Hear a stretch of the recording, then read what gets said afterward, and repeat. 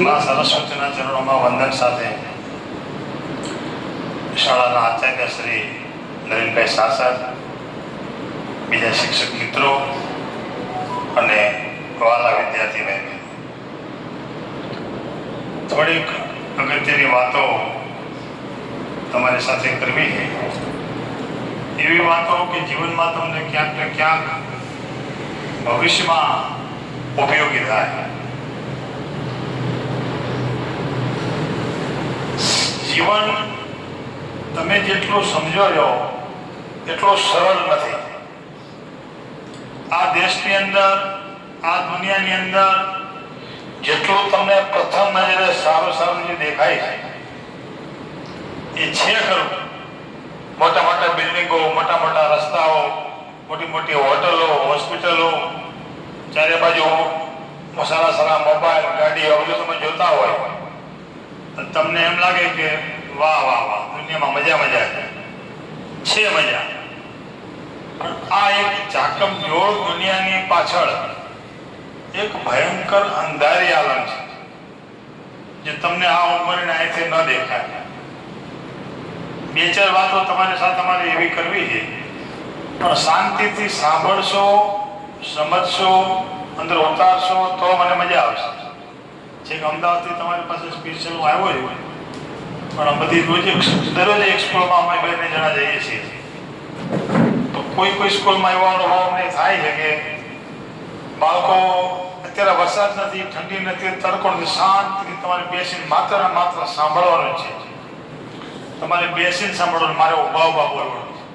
તમે 16 વર્ષના છો, 60 વર્ષના, એટલે શાંતિથી સાંભળજો. અંદર વાતો નહીં કરતા કે આમ કોઈ બગાસા ખાય, કોઈ આમ આળસ મળે તો મને ખબર પડી જાય કે આ બધું નીચે ઢોળાય છે દૂધ, તો હું પછી બંધ થઈ જાઉં.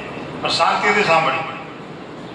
તમે બધા ગ્રામીણ વિસ્તારના બાળકો છો, બધા ડાયા હશો, સંસ્કારી હશો, અને સ્કૂલમાં તમે એટલા માટે જ આવતા હોય કે સારું શિક્ષણ મેળવી શકાય, સારી લાઈફ બનાવી શકાય, સારું જીવન બનાવી શકાય, સારું ભવિષ્ય બની શકાય, મોટા થઈ અને કંઈક પ્રાપ્ત કરી શકાય.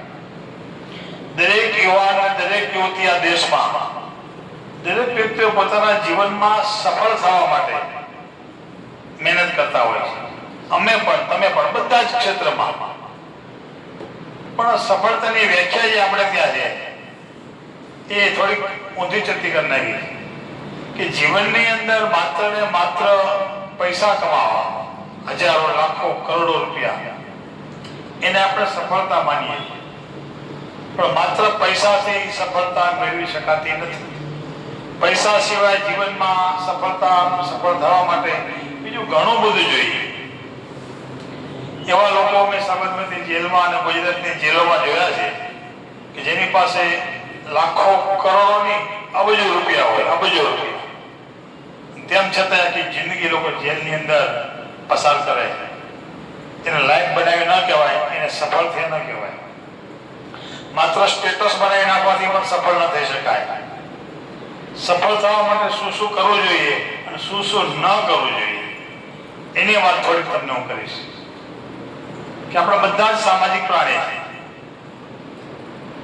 ઈશ્વરે બનાવેલા દરેક પ્રાણીઓ છે, જંગલી પ્રાણીઓ હોય, જળચર પ્રાણીઓ હોય, પક્ષીઓ હોય, એવી જ રીતે આપણે પણ એક સામાજિક પ્રાણી જ છીએ.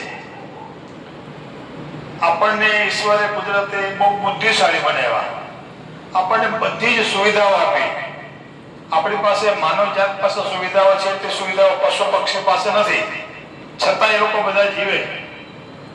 અને આપણને તમામ પ્રકારની સુવિધાઓ કલ્પના ન કરી શકાય એવી સુવિધાઓ આપણને આપી, છતાંય આપણે સુખી નથી, આપણે ખુશ નથી. અને આપણે એવા ધંધાઓ કરીએ કે ઈશ્વરે આપેલા સુખ અને ખુશીને આપણે જાતે ખતમ કરી નાખીએ છીએ. કેમ કે આપણને બધાને નાનપણથી વસ્તુની ખબર હોય છે કે જીવનમાં શું કરવું જોઈએ અને શું ન કરવું જોઈએ. દુનિયામાં, સમાજમાં અને પરિવારમાં એક નીતિ નિયમ બનાવેલા હોય.